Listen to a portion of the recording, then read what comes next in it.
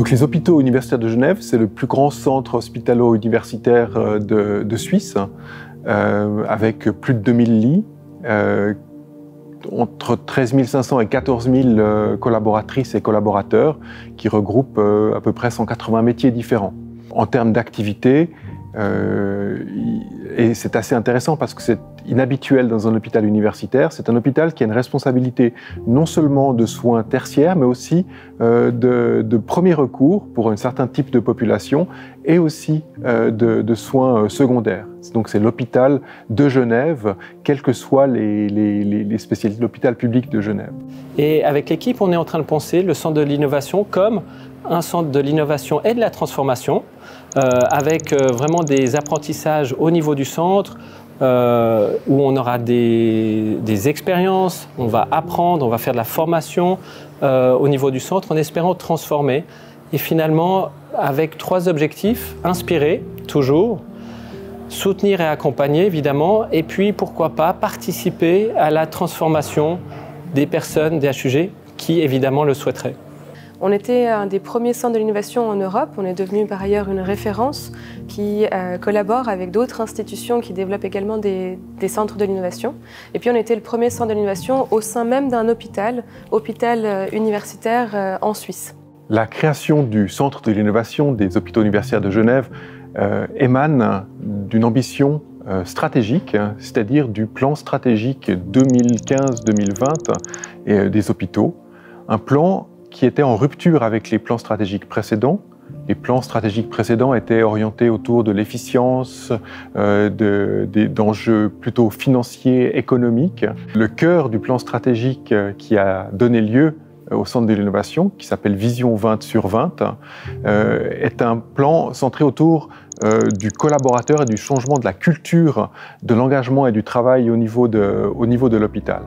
Le Centre de l'innovation accompagne près d'une centaine de projets à être catalysés et à évoluer dans différents types de domaines d'activité de l'innovation.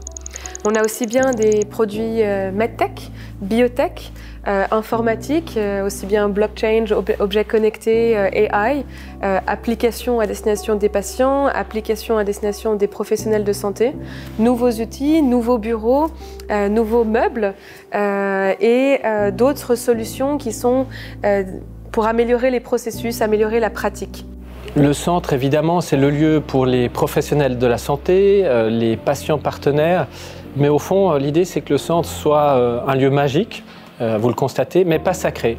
C'est-à-dire que toute personne de la région se sente finalement légitime de se rendre au centre de l'innovation pour une occasion ou pour une proposition. Alors même si le centre de l'innovation a été pensé initialement principalement pour les collaboratrices et les collaborateurs des HUG, un autre projet stratégique qui s'appelle Patient Partenaire et qui travaille au développement du partenariat avec les patients et les professionnels pour résoudre des problèmes de fonctionnement, d'organisation au quotidien, si on peut dire, ces projets se sont retrouvés parce que finalement, beaucoup d'innovations intéressent directement les patients et les patients participent aujourd'hui à nos hackathons, participent à nos activités d'innovation.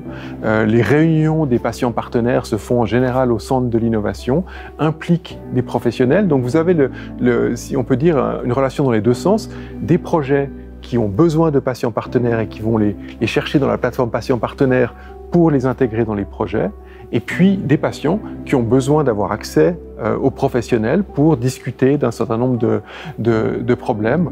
Et donc tout ça se passe régulièrement au centre de l'innovation.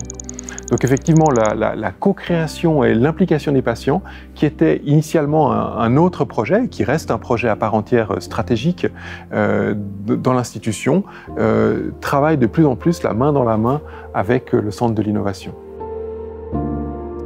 Pour toutes les idées qui viennent à nous, on les challenge, on communique avec l'innovateur ou l'innovatrice et on challenge l'idée qui est proposée.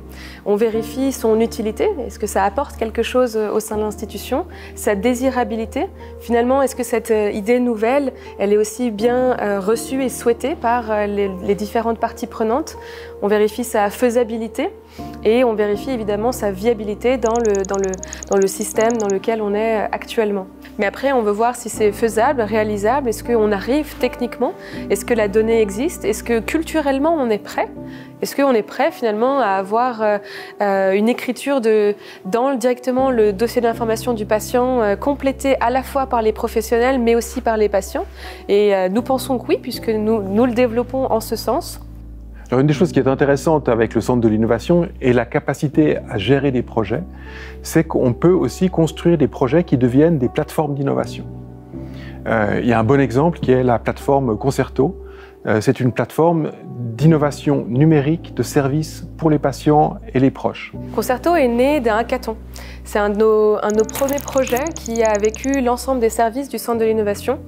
Et le défi à l'époque, lors de ce hackathon, c'était comment améliorer le vécu de l'hospitalisation des patients. C'était la première fois qu'on imaginait proposer aux patients et aux patientes directement depuis leur téléphone d'avoir accès à une application qui leur permette de voir leur agenda de soins, l'équipe médico-soignante qui s'occupe d'eux, de pouvoir voir les traitements qu'ils reçoivent, de pouvoir choisir leur menu, de pouvoir se renseigner sur leur pathologie et d'autres fonctionnalités qui sont à destination vraiment de la patientèle pour répondre à ce besoin de empowerment, de se sentir acteur, de se sentir être soi-même impliqué dans sa prise en charge et être moteur aussi de sa santé. En amont d'un projet, d'une idée, il y a des personnes et l'ambition de l'équipe, du centre, c'est de proposer à la direction de s'investir encore plus dans le leadership et le management. J'aime bien répéter ou penser que dans le leadership, il y a l'idée justement. Il faut que nous puissions avoir des personnes qui, avant qu'elles se disent que chacun ou chacune puisse faire la différence, qu'elles aient les moyens, les skills de conduire ces projets. Alors c'est pour certains du leadership, mais c'est pour beaucoup, et l'essentiel, du management. Et l'idée, c'est de rapprocher la notion d'innovation et de management.